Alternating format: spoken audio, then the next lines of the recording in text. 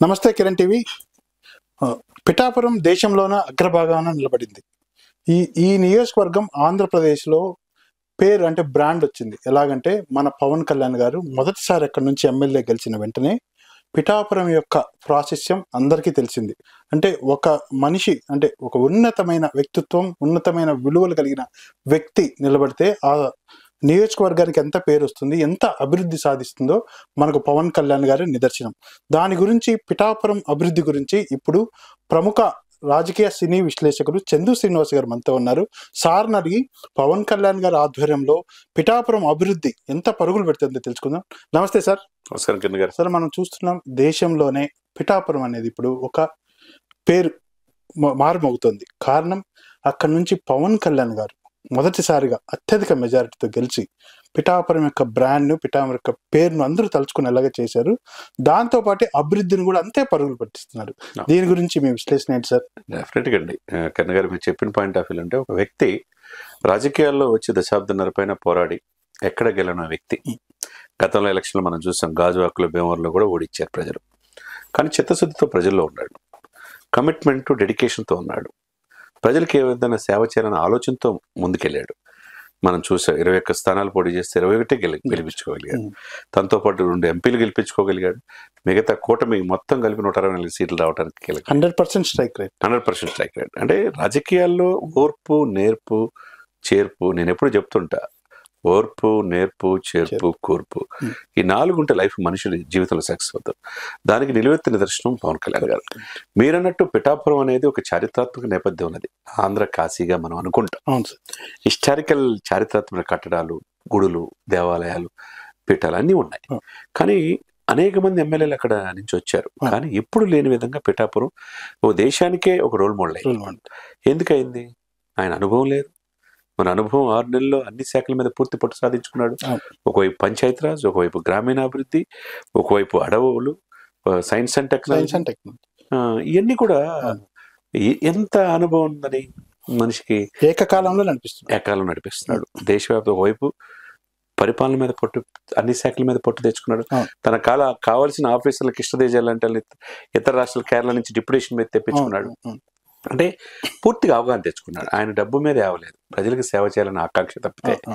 ఒక రాజకీయ నాయకుడు అనే పక్కన పెడితే తనని హక్కును చేర్చుకున్న పిఠాపురం ప్రజల్ని తన గుండెల్లో పెట్టుకున్నాడు. మీరన్నట్టు అఖండ మెజార్టీతో 70,000 పైన మెజార్టీ పొందాడు. జగన్మోహన్ రెడ్డి గారికి 65,000 చిల్లర. జగన్మోహన్ రెడ్డి గారు స్వయంగా వెళ్ళి అక్కడ అభ్యర్థిని గెలిపిస్తే డిప్యూటీ సీఎం చేస్తాను అసలు నువ్వు ఒక్కసారి కూడా గెలవలేవని హేళన చేసిన నీకన్నా ఎక్కువ మెజారిటీతో గెలిచాడు జగన్ కన్నా. ఇక దాన్ని బట్టి మనం ఏం చేసుకోవాలా? ఇప్పుడు ఉభయ గోదావరి జిల్లాలో నీకు 0కే పరిమితం చేస్తున్నాడు, 0కే పరిమితం చేశాడు. జగన్ నిన్న దప్పతన తొక్కపోతే నా పేరు పవన్ కళ్యాణ్ కాదు, నా పార్టీ జనసేన కాదన్నాడు. చేసి చూపించాడు. 151 నుంచి 11 సీట్లకి పరిమితం చేశాడు. అదంతా ఒక ఎత్తు అయితే, ముఖ్యంగా ఈ 7 మాసాల్లో తన అభివృద్ధి, తన హక్కును చేర్చుకునే పిఠాపురం ప్రజలకి ఎలక్షన్ ముందే చెప్పాడు, దీన్ని దేశవ్యాప్తంగా ఒక ఆదర్శవంత నియోజకవర్గం తీర్చిదిద్దా అన్నాడు. కావాల్సిన నిధులు సెంట్రల్ నుంచి కావచ్చు, ఎక్కడైనా నాకున్న పరిచయాలు తీసుకొస్తున్నాడు. ఆ విధంగా డే 1 నుంచి చూస్తానండి. ఈరోజు పిఠాపురంని, ఉప్పాడ బీచ్ని, మెరీనా బీచ్ తలదిన్న విధంగా నేవల్ అధికారులతో, రెవెన్యూ అధికారులతో, కలెక్టర్లతో త్వరితగతిన ప్రాజెక్ట్ వర్క్ రెడీ చేస్తున్నాడు. నిన్నగాక మొన్న ఢిల్లీ వెళ్ళినప్పుడు టూరిజం సర్క్యూట్ పిఠాపురంకి వచ్చేట్టు చేసుకోగలిగాడు. రైలు అటు పిఠాపురం వచ్చేట్టు చేసుకోగలిగాడు. ఇవన్నీ ఒక ఎత్తు అయితే, పిఠాపురం కాకినాడ పరిధిలో ఉంది. కాకినాడ ఎంపీ కూడా జనసేనదే. దాదాపు 10,000 ఎకరాల సెజ్ ఉన్నాయి. అక్కడ ఎయిర్పోర్ట్ కూడా అక్కడ పిఠాపురం తెచ్చుకోగలుగుతున్నాడంటే అంటే ఏ విధమైన చిత్తశుద్ధి ఉందో మనం తెలుసుకోవచ్చు. ఇవన్నీ ఒక ఎత్తు అయితే, బేసిక్ మనిషికి ఏంటంటే విద్య, వైద్యానికి కావాల్సిన 30 పడకల ఆసుపత్రిని 100 బెడ్స్ హాస్పిటల్గా దాదాపు 40 కోట్లు శాంక్షన్ చేశారు. తర్వాత దాంట్లో పనిచేయడానికి డాక్టర్లు, మిగతా సిబ్బంది కోసం 12 కోట్ల రూపాయలు జీతాలు. అదంతా ఒక 100 కోట్లు హాస్పిటల్స్. రెండోది రోడ్లు. ఏదైనా బేసిక్ ఒక చోట నుంచి ఒక చోటకి రోడ్లు కావాలి. గత 5 సంవత్సరాలు మీకు తెలియదు కాదు, అస్తవ్యస్తం అయిపోయింది ఆంధ్రప్రదేశ్. రోడ్లు సరైన రోడ్లు సదుపాయాలు లేకుండా వందలాది మంది చనిపోయారు. మరి అటువంటి రోడ్లకి దాదాపు 60 కోట్లతో పనులు జరుగుతున్నాయి. తర్వాత ప్రతి ఇంటికి మంచి నీరు అందించగలుగుతున్నారు. పంచాయతీలకి ఎప్పుడు లేని విధంగా పవర్స్ ఇస్తున్నారు.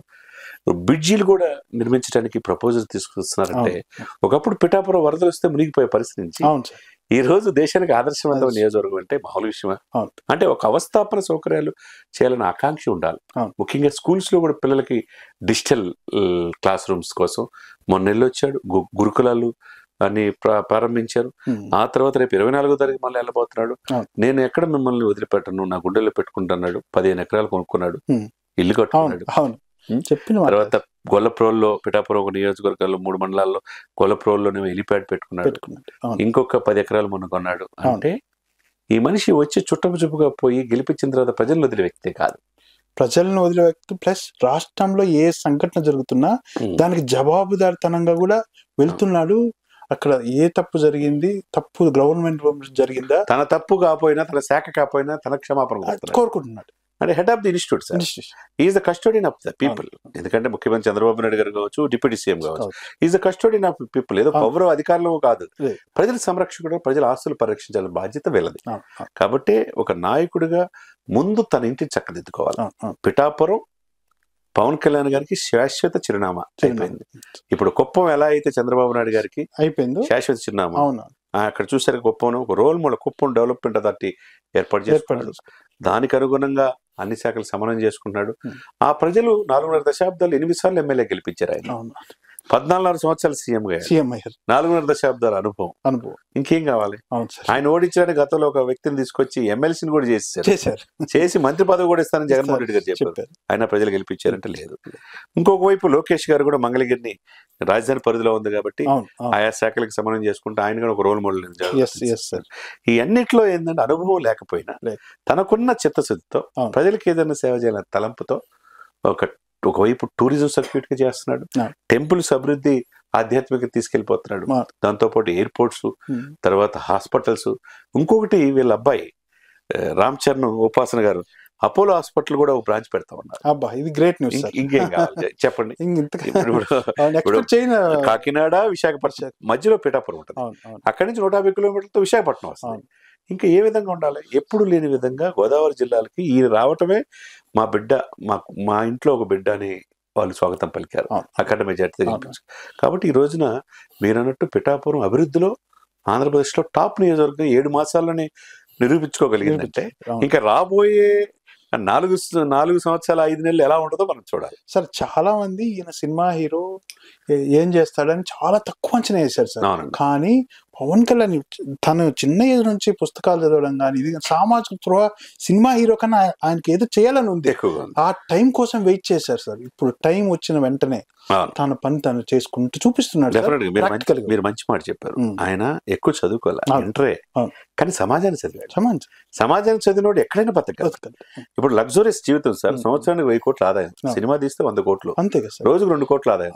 ఇవన్నీ వద్దని చెప్పేసి ఎందుకు ప్రజలకు సేవ చేస్తున్నాడు? తన బిడ్డల డిపాజిట్లు కూడా 34 కోట్లు కరిగించేసి కౌలు రైతులకు ఇచ్చాడు సార్.